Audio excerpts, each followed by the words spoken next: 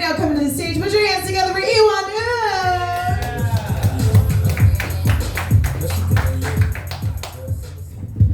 Hey, what's up, guys? Yeah, I learned that like ducks have like corkscrew-shaped penises. Yeah, it's weird, right? And their vaginas are corkscrewed also, but in the opposite direction. That must feel weird as hell, right? No wonder they're like, quack! Yeah, I don't know if you've ever had Korean barbecue, but it is quite a unique experience, you know, because you're paying to cook your own meat. And if you pay extra, you can wash your own dishes and take out the trash. Yeah, you know, a lot of important things were invented in China, like paper, porcelain, gunpowder. One thing the Chinese did not invent, though, driving. Yeah, a couple weeks ago, I was sitting here doing comedy, and those dudes sitting right there giving me the Jada Pinkett face. You ever seen the Jada Pinkett face? This is where someone's like, eh. I was like, what the hell, dude? Don't be sitting there giving me no Jada Pinkett face. You better knock that shit off before I give you the Will Smith hand. And you know, doctors are so full of shit, you know? Like in the 50s, they had doctors selling cigarettes and stuff. You know, like in newspaper magazines and whatever. They even had commercials where, like, you can see them on YouTube where they're like, oh, I'm a doctor, so I smoke Camels. That's such bullshit, right? Because they're doctors, they know better. And the newest medical scam going around now is that whole prostate rectal exam thing. Yeah, you know, if you got problems, you know, of course get it checked out. But this whole fucking just checking automatically out every time, that's bullshit, you know what I mean? You know, if it's so important, why don't you show me what to look for and I'll check for myself, right? But, oh no, we can't have that, can we? Well, you need a medical degree just to find a bubble up your butt? Tell you, my butthole's not the only thing full of shit around here. And, you know, I noticed a lot of anti-gay cultures are actually quite gay. Like Arab culture, for instance, right? Yeah, they're notorious for being harsh on their LGBTQ. Yet Arab men openly hold hands on the street. You know, how hypocritical is that, right? They're like, don't act gay! La la la la la la la. And Russians too, right? Yeah, I saw this Russian gymnast, after he did his jump thing, instead of high-fiving his teammate, he kissed him on the mouth. Yeah, it wasn't just a peck either, they were like really going at it. They're like, we don't tolerate the homosexual in Russia.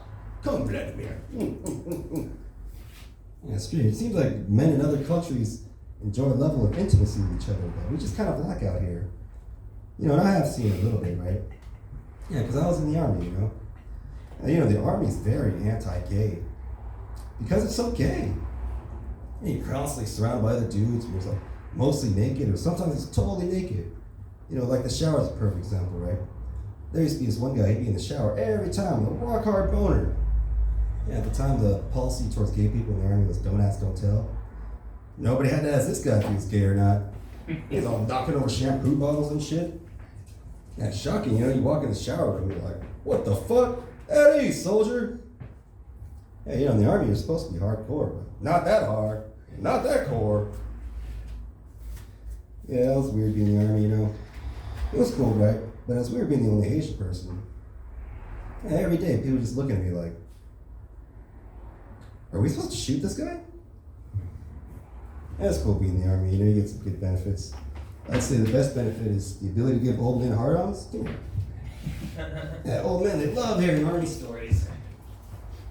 I guess because it makes them feel younger, it gives them hope for the future or something. Well, if I meet some old man in a park and I start telling them army stories, I'm telling you, they start coming all over me. I'll tell you a story. You know, every now and then people get unfortunate nicknames in the army, right? There's one guy, perfect example, his name was Nopi. Nopi is short for no penis. Like Nopi is, that's a fucked up name. Anyway, in the very beginning of base training, our drill sergeants, they tell us that the two best shooters will get to shoot the rocket launcher, right? It's called an AT-4. And so we're like, oh, hell yeah, you know.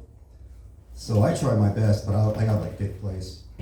Anyway, the morning of this rocket launching demonstration, we're all sitting in the bleachers, and then the first guy comes out, right? And then they hand him a rocket launcher. Now, it takes about 5 steps to get it ready for firing, so he's like fumbling with it. And then he puts it to his shoulder, right? So we're like, all right, here we go. Anyway, it goes, boom, right? And this thing, it looks like an orange football, comes streaming out, like, and it hits his tank, right, like 200 yards out, and it doesn't blow up right away. It's like, boom, right, and all these fucking sparks start flying everywhere. And then we're like, fuck yeah, we're all cheering and shit. And then so the next guy comes up, same thing, they hand him a rocket launcher. He's all messing with it, right? And he puts it to his shoulder, right? We're like, all right, here we go.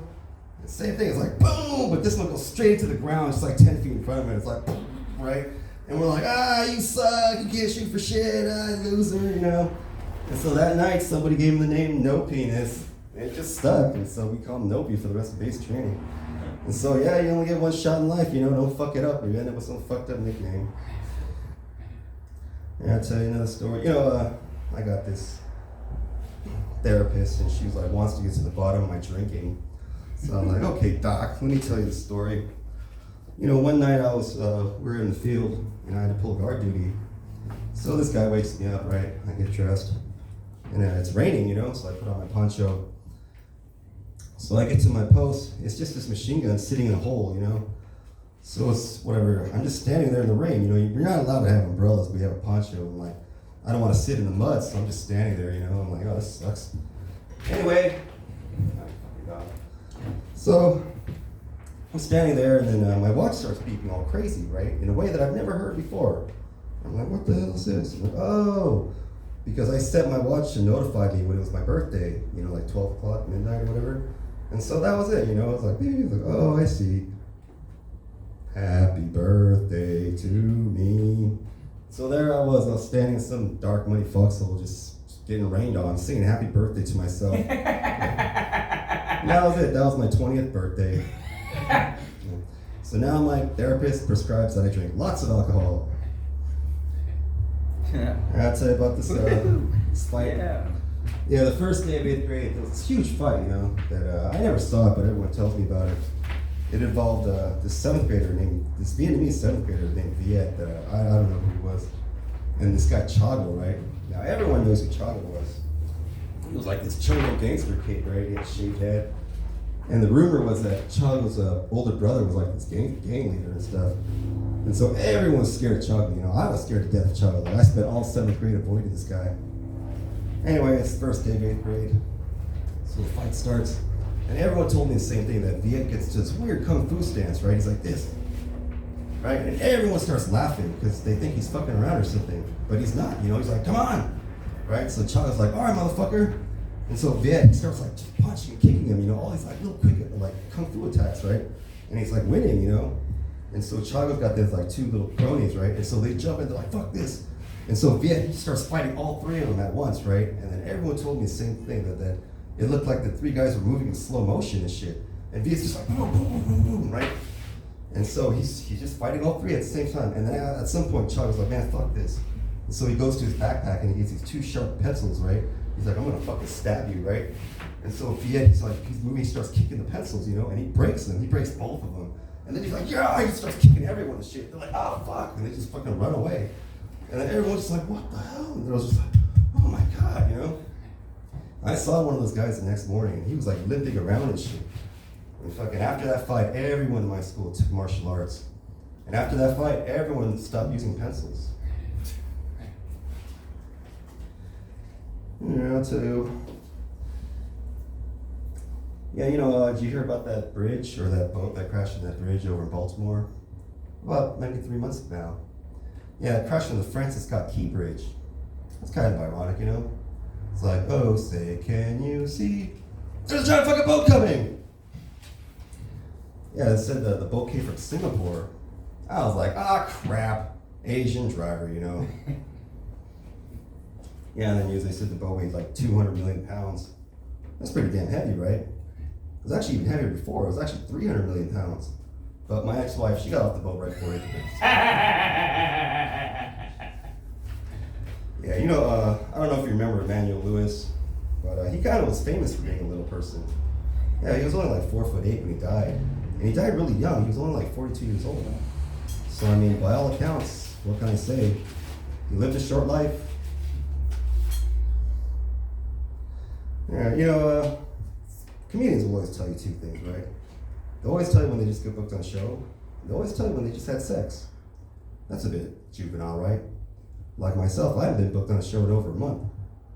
But I did get it late last week, so whoa. All right, my name's Iwan, I'm out here. Thank you.